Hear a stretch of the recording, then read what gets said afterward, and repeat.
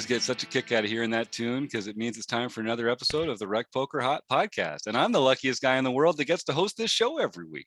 My name is Jim Reed. I'm Bluffsterini in the home game, but you can find out more about me and everyone else at the Wrecking Crew by going to rec.poker/crew.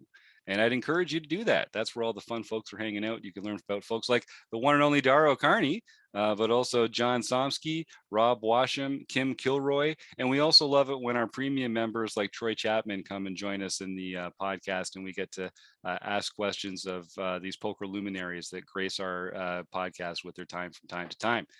So I got to thank our sponsors, Website Amp and Running Aces Hotel, Racetrack, and Casino. And I got to thank all our Wrecking Crew members who make this such a pleasure every week. So we got a couple in the room here tonight. John Somsky, why don't you lead us off? My name is John Somsky, and I am Poker Geek MN everywhere. And I'm Kim Kilroy. I am Fergie56 in the home game and PetVat33 everywhere else. And I'm Rob Washam, and I'm Rabman50 almost everywhere. And yeah, I want to thank, like I said, our premium members who really make this happen for us all here. Pledging $15 a month really helps us keep the lights on. It makes it easier for us to keep the website going, defray our operational costs, and of course, just gives us all more time to be here talking with you. So I just want to shout out Robert Waters, who's been a premium member for a while. Robert, thank you so much for your support. Even though we haven't got a chance to see much of you in the strategy conversation. So I really appreciate that you're just supporting us with your premium membership. And then also folks like Joe Koulis, who's a new premium member, who's been diving right in. We had a couple fun conversations in the forums, and I can't wait to get to know Joe more as he's actively enjoying our content. Some of the great training content we put out here is based around the monthly theme that Chris Jones puts together every month. The theme this month was ICM and final tables. And we thought, do we know anyone in the poker world who can speak authoritatively about ICM and final tables? Like, wait a second, it's our favorite Irishman, Dara O'Kearney. Let's get Dara back on the show. Dara works on our seminar every month. He is a big friend of the show here. Dara, thank you so much for coming back on the Rec Poker Podcast. Always a pleasure to talk to you fine people. I'm honored to be back. And I believe him when he says that. I've heard him talk to other podcast hosts, and he's very plain with them about his feelings. So it's really, we're in privileged company here. Thank you, Dara, for saying that. Now we're getting you in the middle of, we were talking a little beforehand. Is this the Norwegian, to say it again, Norwegian? The Norwegian Poker Championships. Okay, and they're playing it in Ireland, which is why you're playing. So talk a little bit about what this experience is like here. Why are they doing that? Yeah, it's interesting. The history of this is that live poker used to be against the law essentially in Norway, but Norway is a fairly poker mad country. They have a lot of online players, but they also like to play live. So they instigated the Norwegian Poker Championships, but they weren't able to hold them in Norway. So they held them in different places every year. I remember one year at the start of my career, it was in Dusseldon in Nottingham in England. Another year it was in Riga. Another year it was in Malta. And then about 10 years ago, they came to Ireland to try to see what Ireland was like. And they enjoyed it so much that they decided, right, from now on, we're just going to have it in Ireland. And it's been back every year since, apart from the pandemic, obviously. And even though they do actually now have live poker in Norway, they still come over to Ireland for the Norwegian Poker Championships because it's become a sort of an annual pilgrimage. And the two communities, the Irish poker community and the Norwegian poker community, they gel very well together. They have very, very similar values. I think they just enjoy the social aspect of the game. They enjoy a friendly, relaxed atmosphere where everybody's drinking and having fun. So the Irish love when the Norwegians come over. We have it just before the Irish Poker Open in the same venue. So essentially it's like one big super festival. The first half of it is the Norwegians and the second half is the Irish Open. That's awesome. And I know the Irish Open gets rave reviews here, even amongst recreational poker players. I know we send a big North American contingent every year, including our super fan here, Kim Kilroy, who's always talking about how much she enjoys the Irish Open. I think she had a pretty good result there a few years ago as well. So that helps. That helps a little. So you were saying like something about the quality of the game. You just think Irish players and Norwegian players, they're just sort of like disposed towards poker and towards like the social element of it. I think that's great. That's why we love those folks so much. Yeah, I was talking to a Norwegian about this, and he, you know, the Norwegian Poker Championships apparently are the biggest national championships in terms of the number of people they get, number of unique people they get. They typically get 1,500 unique players in every Norwegian Poker Championship main event, which is pretty incredible because the population of Norway is only roughly a little bit over 5 million, which is approximately the same as the Irish population. And we probably have an equivalent number of players. Both countries are pretty much poker mad. It kind of shows like Ireland definitely punches above its weight in the poker world. People are often quite surprised to find just how low our population actually is, because we do make quite a lot of noise in the poker scene. And the Irish Open, as you said, it's the oldest tournament in Europe. It's still one of the most prestigious, and it has a particular sort of vibe to it where the emphasis is more on the recreational experience and everybody having a good time, rather than anything else. I love that. I love that. And obviously that's right up our alley over here at rec.poker. I'd love to just a bit of a tangent, but so what are some of the ways that a poker venue or a poker tour or a poker series can feel more in that way? Like what are some of the actual differences that they might make strategically to be more friendly or more recreational friendly in that way? Yeah, I think maybe the big one that the Norwegians spotted when they came over to Ireland, as opposed to the other countries they'd been in, is that if you go to most European countries, if you want to have a poker tournament, you have to have it in a casino. You're not allowed to have it outside a casino, and there are quite strict regulations, and you have to show ID to get in, and you have to. There are often security checks to get in, etc., etc. So it feels a little bit daunting. It feels like you're going into a sort of a closed environment or whatever. Whereas in Ireland, poker tournaments just take place in a hotel. You just walk in off the street. There's no security. Like you're not frisked before you go in or anything. There's no ID card you have to show to get into the room. Anybody can walk in. And that might seem like a minor thing, but I think it does sort of set the tone for it's just an easygoing festival. Similarly, everybody's allowed to drink at the table. You don't have to go to a special bar or anything, and that sort of creates the convivial atmosphere as well. Norman Shad actually came to the Norwegians one year when they were in Ireland, and he was stunned by the amount of alcohol both the Irish and the Norwegians were consuming. And he wrote a very funny line. He said that there's more drink spilled on the carpet at the Irish and Norwegian championships than is consumed at the entire WSOP, which might be a slight exaggeration, but only slight. And I think also just the sort of Irish attitude towards poker is that it's a social occasion. It's not to be taken too seriously. There are some countries in Europe where you go and you feel like nobody's having any fun. Everything is hyper competitive and people are, squaring up to each other and everything. Whereas in Ireland, it's part of the general culture that goes back centuries, where people just got together for whether it was card playing or storytelling or whatever. And the emphasis was more on the social aspect and the company rather than the actual activity. Well, good poker players are good storytellers, and they're good at understanding when they're being told a story that doesn't make sense, right? So I know there's a great, the Irish people have a great lineage of storytellers and an oral history, and it wouldn't surprise me at all if that had something to do with it culturally as well. So you are so prolific in the poker world. You've got your own podcast, you're a book writer, you're playing professionally. What have you been working on recently? And just that, like, what are you having fun with in poker these days?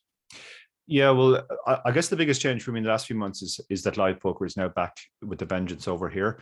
Having played almost no live poker for 2 years, short trip to the WSOP notwithstanding, suddenly now it seems like everybody who runs a poker tournament in Ireland at any time of the year wants to have their tournament right now, because the restrictions have just been lifted.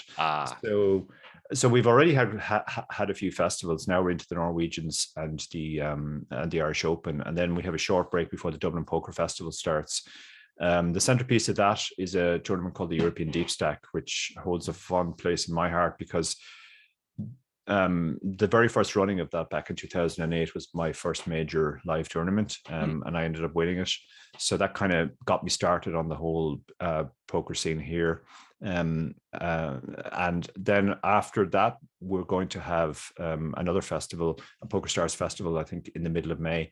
So it's going to be pretty much constant live poker from now until Vegas. And once I get to that, then the WSOP is started. So I'll be heading over there. I'm also doing a short trip to Tallinn, leaving. Let me work this out. About 24 hours from now. Yeah, I was gonna say it's right around the corner. Yeah, 24 hours. I'm going there to do mostly to do commentary with David, the guy I do the podcast with, as you mentioned, David Lappin, on the Patrick Antonius challenge, which Unibet are involved with as well. So that's probably the thing that's been taking up most of my focus, just sort of getting back to the habit of playing live poker. And I felt really rusty at the start. It was like, oh, you mean I have to count other people's stacks now and try and figure out how many they have and divide that by the number of big blinds? I can't just click a button on the screen and it tells me this guy has 69.3 big blinds. So sort of relearning the whole process of playing live, still working on the fourth book with Barry, and obviously still doing all the other stuff that I do, the coaching and the podcast, as you mentioned. So been very busy on all fronts, but I guess for most of the last 2 years, I've been able to do all that stuff without the diversion or distraction, whatever you want to call it, of live poker. And now there's an awful lot of live poker. But it's great to be back. Everybody, I mean, you can see just the pent up demand. People are so thrilled to be able to play live poker again in Ireland. And the atmosphere is always very friendly, but it's particularly friendly now because I think, people are not going to take it for granted anymore. Because we've had 2 years without live poker. So that absence has definitely made the heart grow fonder in this case. Yeah, I believe that. I think that's true for sure. I'll take a bit of a segue there because this is something we do talk about from time to time. You're kind of readjusting from online play to live again. You mentioned a few of those little hiccups that we can have. Have you had any like tricks or what have you, any shortcuts or little ways that you can kind of like knock some of that rust off, or is it just a question of kind of like reestablishing yourself in the live arena? Yeah, I mean, there's a couple of things I do. There's just a couple of routines I have at the table where I constantly monitor the stack sizes, rather than suddenly finding myself in a hand against seat 4 and having no idea how many chips he has. So, I sort of on my downtime between hands, I'm constantly looking around. Also, when I'm involved in a pot, I tot up right from the start. Okay, the small blind, the big blind ante, the raise was so much, the call was so much. What's in the pot now? So that I don't have to stare blankly into the middle and try and work out from the number of chips, which is not a good policy when you're colorblind as I am, and you're just at a pile of chips going, I don't even know what those chips are. So I just have the amount fixed in my head, and then now I'm back to having to work out what's 40% of that or what's 66%. As opposed to just clicking a button online, and then remembering to do all the other stuff that you're supposed to do live, like look at the guy, right, and also make sure that you know the exact 2 cards you have, suits and all. So yeah, there's a lot of sort of relearning stuff that I guess I knew, but just was out of practice with, and it's almost like going back and learning how to do something you used to be able to do, but you can't anymore. So now you're sort of back to basics and doing this. A lot of the stuff that would have been automatic to me 2 years ago certainly isn't automatic anymore, and I am consciously having to look at stacks, tot up amounts in the pot, all that stuff. Yeah, I think that kind of stuff takes some getting used to and some training, right? Like you have to intentionally do it. And we've talked before, different kinds of people find it difficult to kind of have that summed up in their brain the whole time. But it sounds like for you start the hand, what people's stacks are, and then that's sort of taking place, that's sort of taking some mental space in your mind, because you'd rather do that than have to do the calculations while you're in the hand there. Yeah. Interesting. And of course, what's great about that is that then you can spend that time using your brain for other things, like you point out, looking at the guy and making some more sophisticated tells and decisions based on that. So one of the things, obviously, we've talked about before, the ICM book, end game here. So I can see you've got some very well positioned folks in the back there. Yeah, exactly. So the theme for the month here is ICM and final tables. It's an area that a lot of recreational players find themselves in at a time when their decisions are the most expensive they're ever going to make and where they are the least prepared they're ever going to be. It's a spot that's hard to prepare for. It's a spot that I think the gap between recreational players and pro players is probably the biggest amongst other. So can you just speak a little bit to sort of that experience or what's so important about knowing ICM and why most recreational players are kind of missing out on that knowledge? Yeah, like you said, I mean, it just makes a massive difference to your bottom line. Like you might not get into these situations where you're two or three tables out and ICM starts to become a major factor and really change the strategy all that often. I think most people have a sort of a reasonably good grasp on how maybe the strategy changes around the actual money bubble, but actually the much bigger bubble, for want of a better word, comes to as you push on towards the final table. And just in terms of like when you make what might seem like a relatively small mistake in ICM terms, it can actually just be a huge mistake in actual money terms. You know, at the start of a tournament where everybody starts with one starting stack and they've all paid their buy-in, like the biggest mistake you can make is, you know, some percentage of that buy-in. You know, somebody shoves and they accidentally reveal their hand as aces, and you look down at your hand with 7-2 off and for some reason have an insane moment and call. You know, that costs you in monetary terms 80% of a stack, 80% of the buy-in. But when you get into situations near the end of a tournament, let's say somebody shoves, and from an ICM perspective, the worst hand you're supposed to call is ace jack.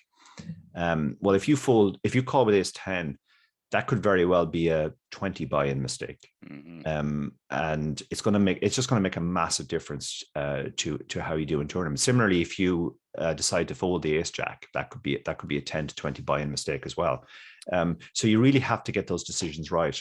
Or at least as good as you can make them. Now, when I came up in poker almost 15 years ago now, the way most tournament players started is they started playing sit and goes, either 10-man tournaments that paid 3 or 6-man tournaments that paid 2.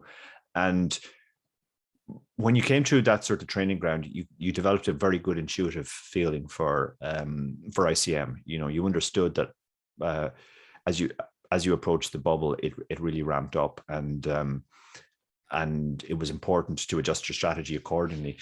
Now, I think in the last 5 years or so, maybe 5 to 8 years, a lot of MTT players just come straight in and they just play MTTs. You know, these vast runner fields, 1,000, 2,000 runner fields on the major sites, and they might only get to, you know, 10 final tables a year. So back in the day, we were playing 100 sit and goes, which were essentially final table simulators a day, and sort of getting a very good intuitive sense for what to do in those spots. Now these guys are making 10 final tables, and that's going to essentially define their year. If they could even improve their finishing position by one spot through understanding ICM and applying it correctly, that would make a huge difference to how they do over the year. And ICM almost became a dirty word in poker for a while. It became a sort of a, you know, these are just people who fold everything and they're all obsessed with the next ladder and they'll never win tournaments, etc., etc. And that's one of the myths we try to dispel in the book. Like, there are two sides to ICM. When you have the big stack, you should be putting the pressure on the other people. And when you have the small stack, you should be aware of how it changes your strategy. But it's not a case of just fold everything and hope somebody else busts. That's a gross oversimplification. But it is the case that even a lot of very good players were not that familiar with ICM in recent years, which was one of the reasons we decided to write the book. Now, since we wrote the book, it seems like ICM has sort of become the buzzword again, and so many people are asking about ICM spots, and you see debates about ICM spots, and a lot of the top players are paying close attention to it again, because I think the message has got out there that it makes a huge difference to your bottom line, whether you're a recreational player or a pro. If you're a recreational player and you make one final table in your lifetime, it's really important that you don't make a big ICM mistake on that occasion. Similarly, even if you're a non-end pro who plays 20,000 tournaments a year online, if you make 100 final tables in a year, that's going to be above average, and how you do on those 100 final tables is going to largely define your year. So it's something which is very important to nail down. Yeah, so is it the way that you talk about it, it makes me feel like understanding ICM is less about like making really excellent, aggressive, like it's more about avoiding big mistakes than it is about making excellent plays, if you know what I mean. It's more about just avoiding those big mistakes that are going to take other people out of the tournament, or they're going to give up a lot of EV. So it's almost like if you're so, so it must be hard to kind of judge your success as a recreational player if you're like, you know, did I make a good ICM move? It's like, well, did I avoid a big, terrible mistake? Then is that how you successfully, is that how you just tell if you're successful or not? Like, yeah, absolutely. I always say that poker, or at least tournament poker, is really about avoiding large mistakes. You know, it's more like golf than a sport where, you know, you can let's say you're taking part in the long jump in the Olympics, you can do 5 rubbish jumps and, you know, not even get on the board. But if you nail the 6th jump and jump farther than anybody else, you won the competition and you are the best long jumper in the world. Golf doesn't work like that. you can't destroy every hole. You can't shoot bogey after bogey after bogey, and then because you get 1 hole in one at the last hole, you've won the tournament. And poker is more like that, in my mind, at least tournament poker. It's about consistency, not making big mistakes. Even if you make mistakes that they shouldn't be too big, and then just generally making less mistakes than other people. I think cash games are slightly different. In a cash game, you can create your sort of own universe where, because of the way you're playing, you just frazzle other people and they do really weird stuff, and you have a better understanding of the new weird dynamic that you've created. But in tournaments, like, I often recommend some of the less experienced players that I coach that they go off and watch somebody on a final table. I say, like, this guy's one of the best players in the world, so just watch how he plays the final table. And almost invariably they come back and say, he didn't do anything out of the ordinary. He just seemed to make all the most obvious decisions. And you know, what's so great about this guy? And and I said, well, that's it. Like, he just didn't make any mistakes. That's kind of the point. If you know, when I think back to World Series main event final tables, I think Martin Jakobsen's amazing performance the year he won. And again, it was just a case of he didn't make any mistakes. He didn't do any incredible out of the box bluffs or amazing hero calls or any of that stuff. He just played incredibly solid poker and made less mistakes than everybody else at the table. And I think that is the essence of tournament poker. It's not about brilliancies or the eye-catching plays. It's just about constantly making the best possible decisions. And that must be especially true for the fields that we're playing in as recreational players, where the mistakes that the player pool are going to make are much bigger, are much more frequent. That really, you know, most tournaments that are exclusively played by recreational players are going to be a question of kind of like outlasting the other mistake makers until there's only one left, right? I mean, that's the only way I ever win any poker tournaments. Just save all my mistakes till I've already won the tournament. But so, and obviously the mistakes that you make when the pay jumps are the biggest are the most expensive mistakes that you make. So so you've written this book specifically around this topic. What were some of how did you kind of approach it from how can we get this into the words that an outsider is going to understand when it comes to, like, how can we make an outsider feel the knowledge of ICM coming to an applicable way? Yeah. I mean, the one thing we didn't want to do is we didn't want to have lots of very technical examples and graphs and equity graphs and distribution graphs and all that stuff. What we wanted to do was we wanted to take specific examples, but use them to establish patterns or sort of actionable heuristics that people could use when they're in an ICM extreme situation. So talking about stuff like, okay, when you're coming up to the final table bubble and ICM is getting fairly extreme, how does that change your strategy? First of all, your pre-flop ranges change. How do they change? The shape of the range changes. You play more suited aces and kings, and you play less low suited connectors and no pairs. And that was reinforced by hundreds or probably even thousands of sims we ran ourselves. But we didn't just put all the sims into the book. We said, look, we've run the sims. This is how stuff typically changes. When you're the big stack, when you're the medium stack, when you're the short stack. And, you know, we talked about blind defense. You have to defend your blinds much more or much less liberally when you're under ICM pressure, because, you know, if you defend with, I don't know, king 2 off and you hit a pair, you're not going to be able to stack off if the guy covers you and ICM is extreme. So what are you trying to hit with king 2 off? You're trying to hit 2 pair, and, you know, then you might as well be calling with any 2 cards. So it was that kind of stuff. And then for post flop, it was similar. We were looking for patterns. What happens when one guy has a lot more chips than the other guy? How does that affect both of their strategies? What happens when they both have a lot of chips and now they're in a pot against each other? What happens when they're both relatively short? And how does the strategy change? So we're assuming that everybody knows how to play poker. Like, we're not teaching them how to play a flush draw or how to play jacks, everybody's favorite hand. But we are saying that, you know, the way you would normally play is the way you would normally play. But when ICM is extreme, then it changes in this way. You know, you, as I said, you add more suited aces to your range, your pre-flop range, more suited kings. You start dropping pairs. You start dropping a lot of the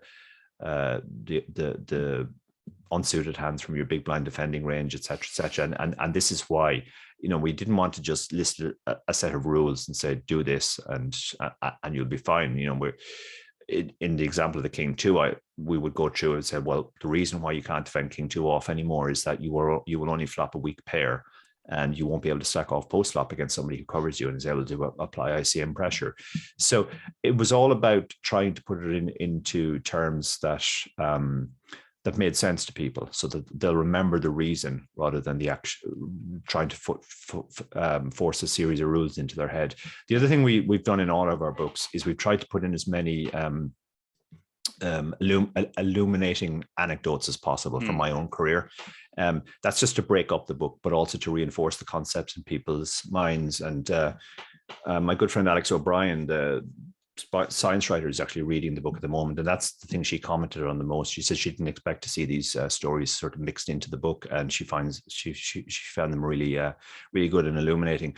And we kind of stumbled on that by accident. We put 1 or 2 of them into the first book we wrote, Poker Satellite Strategy. And when David Lappin reviewed the first book, he said, yeah, those are a really good idea. You should actually put more of those in. So we've always made a conscious effort right at the end of the book, when we end up with, you know, this is everything we're trying to get across. And then the final pass is to go through it. And I rack my brain to think if there's any anecdote or story I can put in that will illustrate the point in sort of more understandable terms, rather than just saying, well, don't do this because it's not good. Oh, I love that.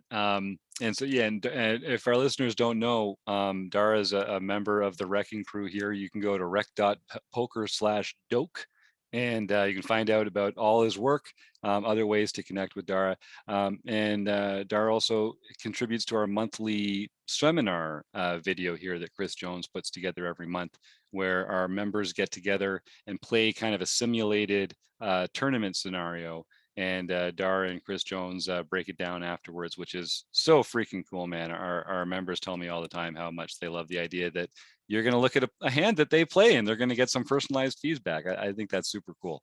The reason I bring it up now is because, like I said, the theme this month is final tables and ICM.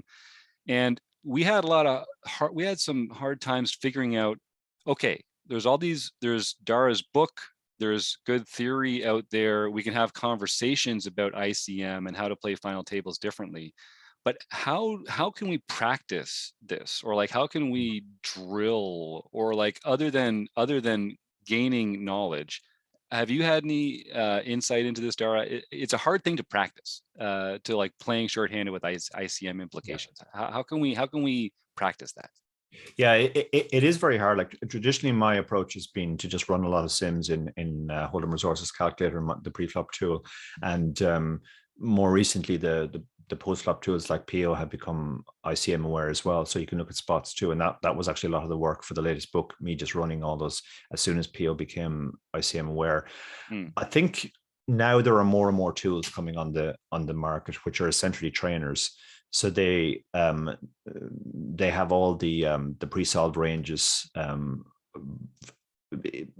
built into the software, and they give you situations you can practice, like button against big blind, 40 big blinds deep, where ICM is fairly extreme, or chip leader against short stack, etc., etc. So tools like DTO now, which are essentially trainers, I think that's probably going to be the next phase, where people just practice a lot. And rather than having to, think, okay, well, in this spot, I think this is what you're supposed to do, and run off and run a sim, and 20 minutes later they know whether that's true or not. They can maybe play 100 hands against DTO, and they'll quickly spot if they're doing something wrong. I'm overplaying top pair when I'm covered, or I'm hanging on too much in spots where I'm covered, etc., etc. So I think tools like DTO are probably the next generation of learning. There are also, obviously, you mentioned the book. That's a reasonably good starting point. I've made a number of free videos as well. If you search for Dara O'Kearney ICM on YouTube, you'll find them. I did some coaching with Kevin Martin and Barry as well, actually.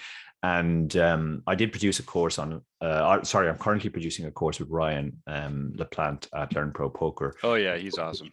Which goes into a lot more detail on the ICM. So it was a case there were very few resources out there in ICM. Now there are more resources, and I think other content creators in the area, like Ben CB, are now much more interested in producing ICM content. So I think the next year or two, we're going to see a lot more ways to improve ICM, whether it's watching a series of videos by somebody like Ben on ICM, or it's using a tool like DTO to practice yourself. Yeah, and actually, if our listeners are interested, another Rec and Crew member, Tim Fritz, does a session every Sunday, just drilling with TTO. He takes a look at a different format, and on Wednesday evenings, he also he streams live on Twitch for free, doing a DTO review session. So you can get to know Tim Fritz. If you go to rec.poker/misclick, that's Misclick Donkey, our man Tim over there, and he does a lot of work with DTO as well. Kim, did you have something there? Yeah, no, I'm thinking that something like DTO or some sort of trainer like that would help, because I think fatigue gets to be a huge issue when you make final table after days or hours of playing, and your mind isn't as sharp. So if you've got that sort of base of having practiced something, then that would help. I found myself when the couple of times that I've been at a final table, I found that fatigue can be a huge issue. And how do I bring my brain back around to focusing on what's the best sort of ICM spot, and not just like playing on remote as I would earlier, like before ICM is an issue. Mm-hmm. That's a good point. Rob? Yeah. I had a quick question. So I do all this study. I get really good at ICM spots. I play a lot of MTTs to get that feel, where I'm at. Now I'm in a final table, and I got a whole bunch of amateurs that have no idea what ICM is. Give me a quick tip of how I can take advantage of that, or how I might change my strategy. Yeah, that's a really good question. I mean, the weird thing about ICM is that there's an advantage to not knowing anything about ICM if you're on the final table, which is that the players who know about ICM, they have to tread carefully around you, which is one of the reasons why when I'm coaching recreational players and I tell them, if you ever make a final table and somebody asks you about ICM, claim you've never heard of it and you have no idea what it is, and you certainly haven't read a book on it. And because there's a famous, I think it was the W Cup a few years ago, where a Russian guy made the final table with a bunch of absolute crushers, and he had come in from a $1 satellite all the way up to the main event, and they were trying to do a deal, and he kept typing into the chat box, "I want million," saying he basically wanted $1 million, and they all knew that he knew nothing about ICM, and they had to just play incredibly carefully around him. And they were all exploiting each other to say, well, I know this guy knows about ICM, so if I shove into him, he can't really call with anything. But they couldn't do that to this guy. So that's the first point I would say. If you do find yourself at a table where literally nobody understands ICM except you do, really the only thing you can do is sort of step back and let them all knock each other out. You can't do any of the fancy stuff anymore. You can't, raise when you're the big stack, because they know that they have to defend their blinds liberally, much more carefully. If they're going to defend their blinds with the same range and they're going to hang on with bottom pair, all of the strategies in the book are sort of out the window. You can't just apply pressure anymore. You just have to accept that this is the game now. But you do pick up a lot of equity in those spots from them just knocking each other out. And Danny Sprung sent me a very interesting thing recently when I was in Prague, and I had to think about it. He said, if you were at a final table and everybody had the same stack, but you were the only player who understood ICM, what position do you think you would come in the most often? And I had a thought about it, and you definitely win the tournament less often than the other players, assuming they have the same skill as you, apart from the fact that they know nothing about ICM. So if it were a cash game, they were all equally skilled. So you would win less often, but you would also come ninth less often. So that was my starting point. And I thought, well, okay, if you're coming first and ninth less often, you're also coming second and eighth less often, because when you get to eighth, you're going to be the highest and the lowest in that. So you're probably going to come fourth or fifth more often, but you are still going to make more money in the long term than all the other players, because your distribution will see to that. But that's a theoretical example. In the real world, you're not going to find 8 players on a final table who understand nothing about ICM but are as good as you in every other way. Players who don't understand ICM will have other leaks as well. They will make other mistakes. So that, I would say, focus on that. Focus on the kind of mistakes they make and how you can exploit those, rather than worrying too much about, well, now I'm not going to be able to use all my wonderful ICM knowledge to push them around. And as I said, do step back and just let them knock each other out. There was a very graphic illustration of this right at the start of my career. I used to play in a club in Dublin called the Fitzwilliam, and I made a final table there, and I was by far the shortest stack, and there was a huge chip leader. And for some reason, everybody else on the table decided they were going to take on the chip leader, with a result that I got heads up without ever playing a hand on the final table, with less chips than I started with. But that's basically the exploit. Just like sit back and let the other people burn money, burn their equity, and you'll be the recipient of that. Yeah, let them make the bigger mistakes, right? Just like we were talking about. Troy, did you have a question there? No, it was a similar sort of question. I just came out of a series, Dara, down here in Australia, where I would argue that the majority of the people thought ICM was a new pharmaceutical.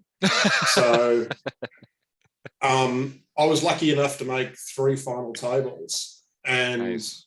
The stuff that I seen in the lead up to it, I was going to ask very similar questions to what Rob was talking about there. But how do you start identifying people who actually have a bit of an idea about ICM? Because like in the lead up, I almost went over and took a selfie with a guy who, on the bubble for the cash, we watched 2 guys who were almost chip leaders collide and have like a million big blinds in the middle. And every short stack got up and almost wanted a selfie with the bloke, because everyone suddenly got paid. And so you realise that some of these people just have no clue. And they're just obviously recreational players who do not study, which is perfectly fine. Yeah. But how do you then identify the guys around the table who start doing that fairly quickly? Because at a rec game, I might not play with those guys live ever again, or I've even started traveling for poker lately, and so I might travel interstate and not know anyone there. Do you have any tips for being able to identify some of the dudes who are at least a little bit cluier about how ICM works, apart from the obvious where 2 big stacks collide? Yeah, I mean, it is difficult because, as you say, like it's usually the outlier where somebody does something really bad, and you go, okay, well, that person just doesn't understand ICM. And when I played satellites in particular, where ICM is really the most important skill by a country mile, the only note or tag I ever put on players was a tag which indicated this person doesn't understand ICM, because that was the only thing that really had a massive impact on how I would play them if I ran into them in the future and didn't remember that about them. So that's point number one. If they make a massive mistake, you can immediately tag them. You'll sometimes get a sense from just the way they talk as well. There are certain phrases that people who are not ICM aware use. They talk about, playing for the win, or and sometimes they'll discuss a hand and they'll sort of betray the fact that they were just completely on ICM aware in that spot. One thing David Lappin does in those fields, which is a little bit sneaky, but he'll sometimes, it'll fall around to him on the button and he looks down at 7 deuce off, so he has no decision, and then he'll eventually fold, and people will say, well, what were we thinking about? And he'll say something ridiculous like, oh, I had ace queen there, but I didn't think that was strong enough to shove. And immediately people, sometimes at the tip, people will go like, that's clearly a shove. So now you know that those guys are ICM aware.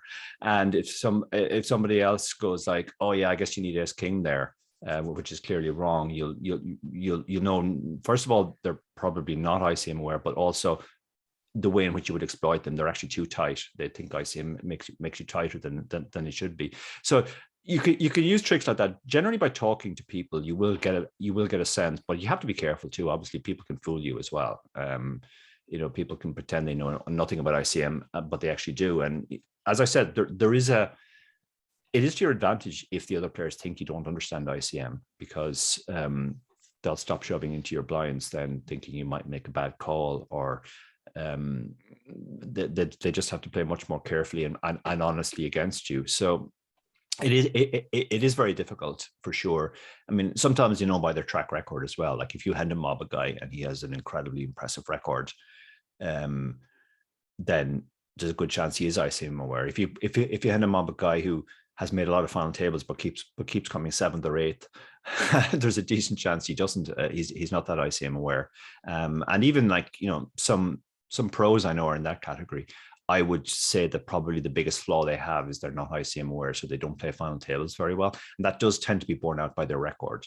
They don't finish top 3 very often, and they tend to come 6th, 7th, 8th, and 9th a lot because they have this wrong idea that you kind of have to go mental aggressive from the start of the final table and try and run it over. And more often than not, that results in 8th place, or that results in 8th or 7th place more often than it actually results in everything going right for them and them winning.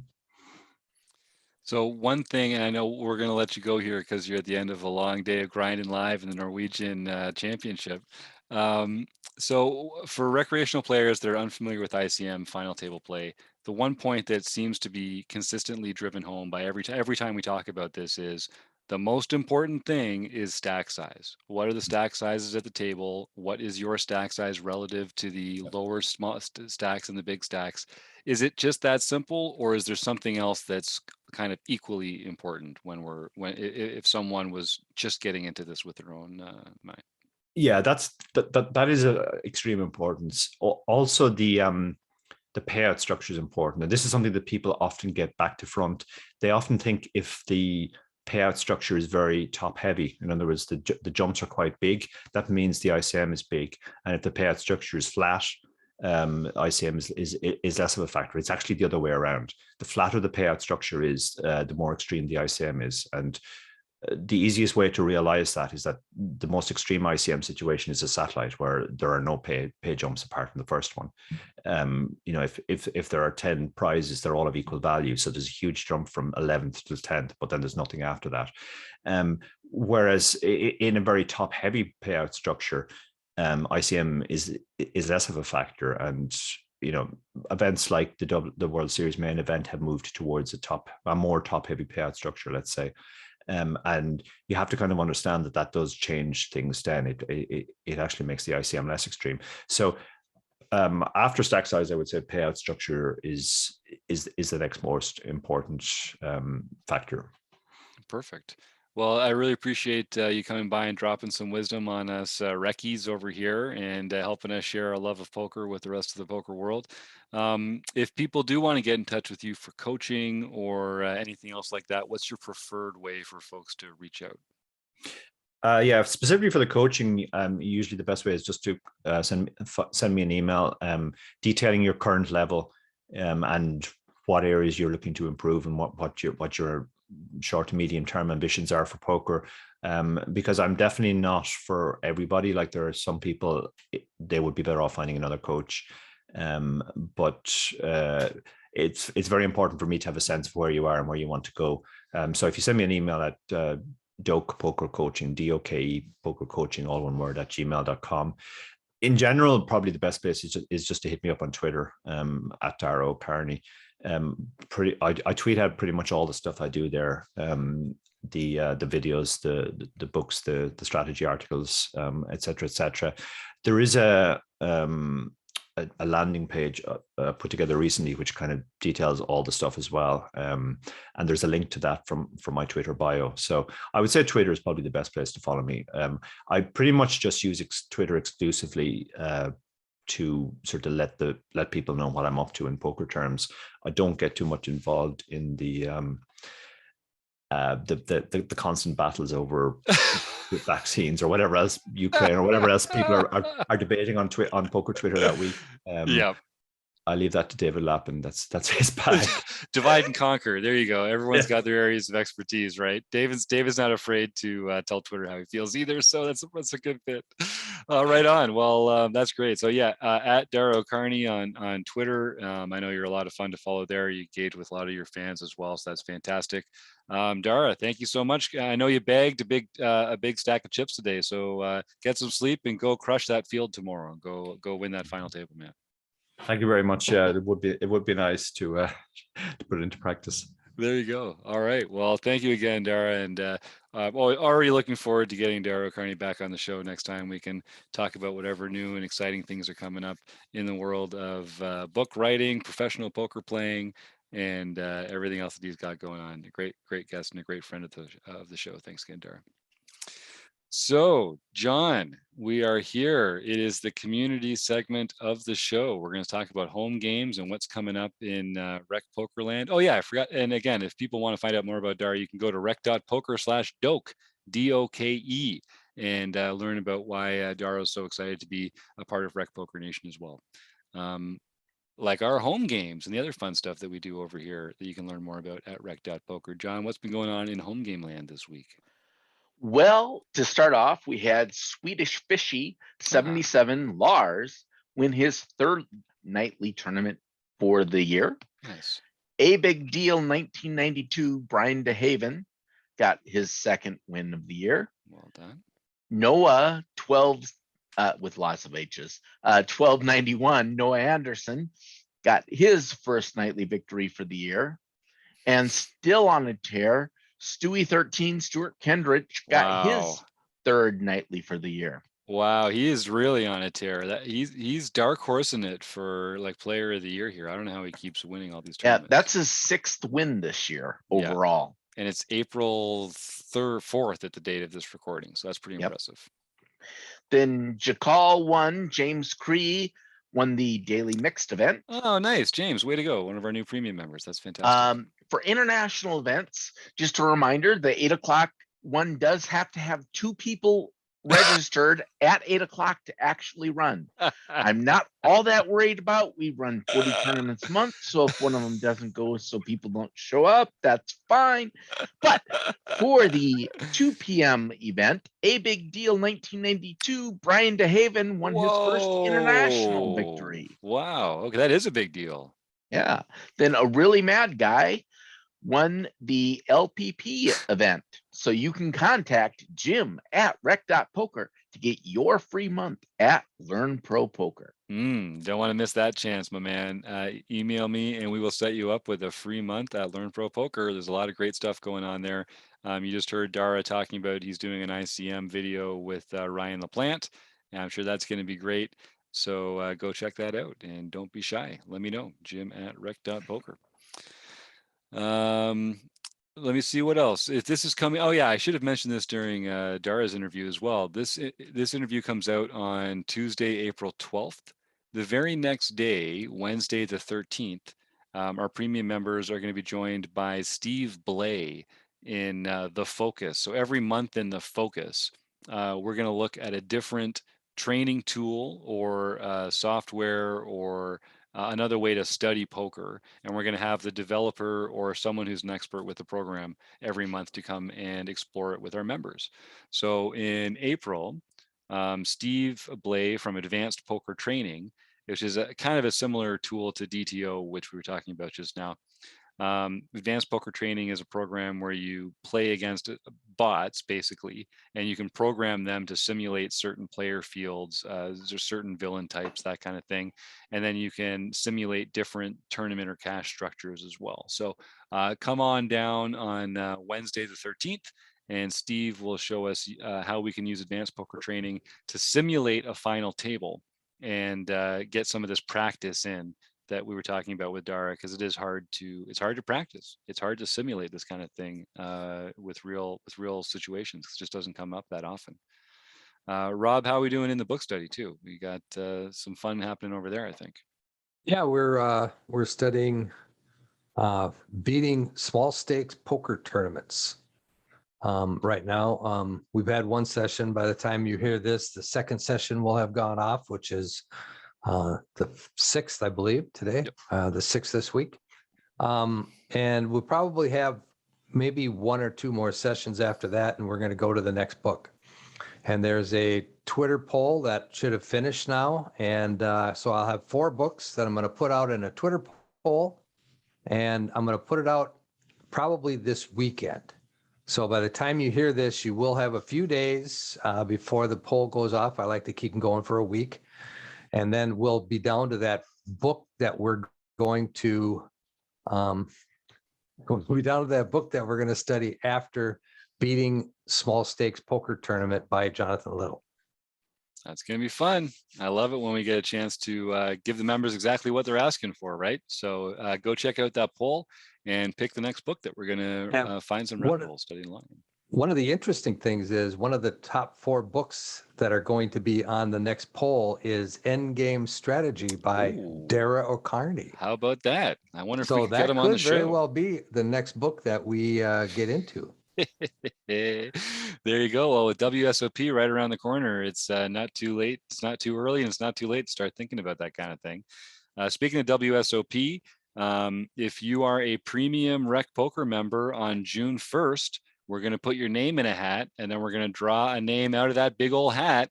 And whoever's name we pull is going to win the chance to be my partner in the tag team event number 55, the bracelet event down in the World Series of Poker.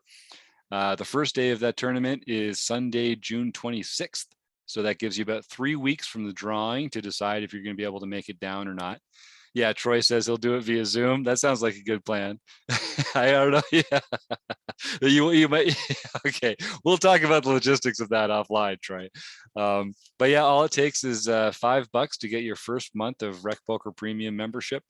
Come join up in the next month or 2, and if you are an active member on June 1st, maybe it'll be your name that gets pulled out of the hat. We're going to buy your entry. You're gonna come and play with me and and maybe we can win a bracelet for Rec Poker. How much fun would that be? The only other thing I want to tell people about is if you see John Somsky in the world, make sure that you get a photograph of you buying him a beer. If you buy John a beer between now and WSOP and document it in a photograph, I will buy you a beer when I see you down in Las Vegas. So it's a free roll. John does so much for the home games here. When he started, there was only 1 a month. Now there's about 40.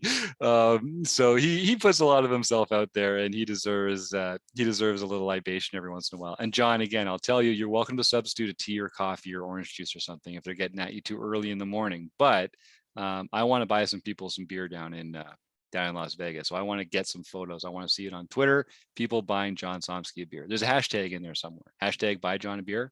Hashtag John beer. I don't know. We'll workshop that offline. All right. Well, is there anything else that we should get into tonight, folks, or roll on out of here? It was a great conversation. I always have a good time when Dara's on the show. So I just want to thank Dara O'Kearney, and of course our wonderful sponsors, website AMP and Running Aces Hotel, Racetrack and Casino. Rob, Kim, and Troy, and John for coming and hanging out.